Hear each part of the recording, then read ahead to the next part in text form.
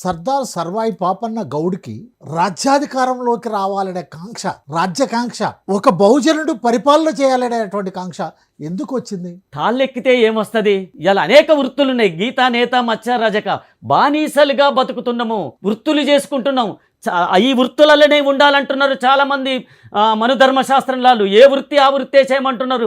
ఇప్పటికీ కూడా అనేక మంది శాస్త్రులు, శర్మలు, అనేక మంది పురోహితులు, అనేక మంది పట్టభద్రులు ఏం చెప్తా ఉన్నారు? ఇదే వృత్తిలో ఏ కులవృత్తి మానకురా గువ్వల చెన్న అంటున్నారు. దీంట్లో పరమార్థాన్ని, అర్థాన్ని కూడా మనం వెతకాలి. అంటే ఈ వృత్తే చేయాలి, ఈ వృత్తిలోనే బానిసగా బతకాలి, నువ్వు సాకలి వృత్తే చేయాలి, మంగళ వృత్తే చేయాలి, నువ్వు చెప్పులు కుట్టుకొనే బతకాలి.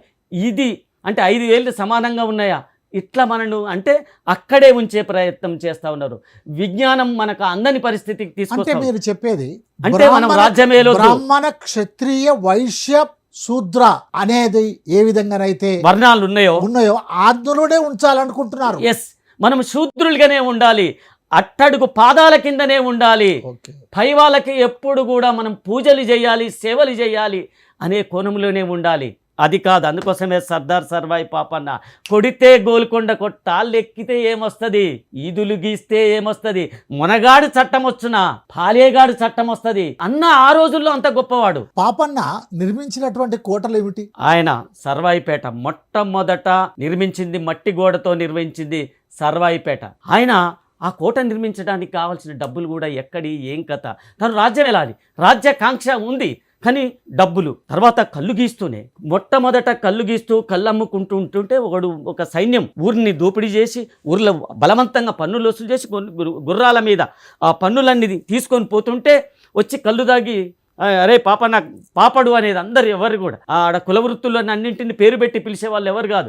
గౌన్లోడా, శాఖలోడా, మంగలోడా అనే పేర్లు పెట్టి అరే పాపడు, అరే గౌన్లోడా అని పిలిచేవాళ్ళు. పిలిచి కళ్ళు తాగిన తర్వాత పైసలు లేకుండా పోతా ఉండు. అప్పుడు కళ్ళు తాగితే పైసలు లేకపోతే ఒక సైనికుని పట్టుకొని నువ్వు పైసలు ఇవ్వమంటే పైసలు ఇవ్వని అన్నాడు. కాబట్టి వెంటనే అక్కడ ఉన్న తన మిత్రులు సర్వాయి అంటే సాకలి సర్వాయి, ఆయనకు అత్యంత సన్నిహితుడు, కుడి భుజం లాంటి వాడు సాకలి. ఇట్లా అనేక మంది ఆయన సుమారు ఒక 12 మంది దోస్తులతో ఆయన ఒక ఫ్రెండ్స్ని తయారు చేసుకున్నాడు.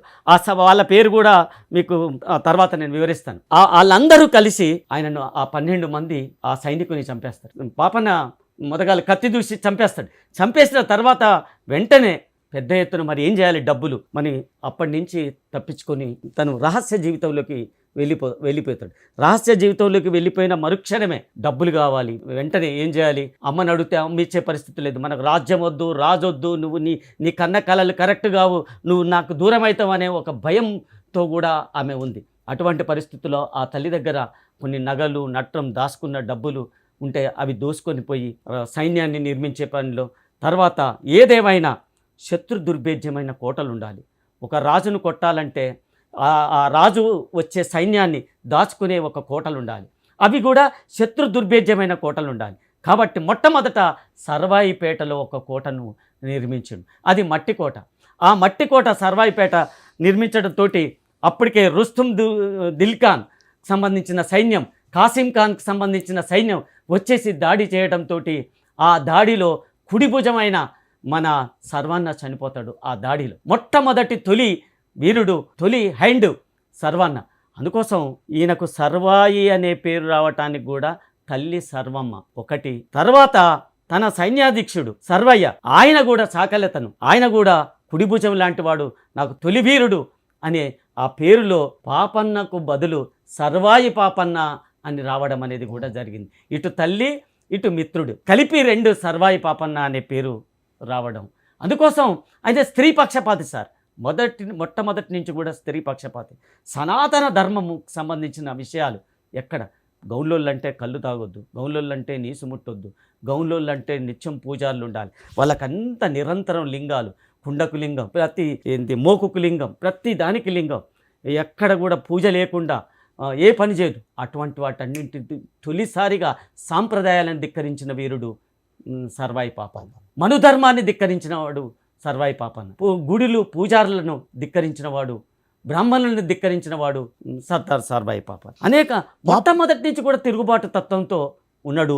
తిరుగుబాటు తత్వము అతన్ని ఈ పన్నులు, వాళ్ళ దుర్మార్గాలు, వాళ్ళ దాష్టికాలకు వ్యతిరేకంగా తొలిగా తిరగబడినవాడు తెలంగాణలో సర్దార్ సర్వాయి పాపన్న. అది కులాలకు, అది మతాలకు, అన్నిటికీ వ్యతిరేకంగా తొలి వీరుడు సర్దార్ సర్వాయి పాపన్న. ఎవరు అవునన్నా కాదన్నా ఇది సత్యం. సర్దార్ సర్వాయి పాపన్న.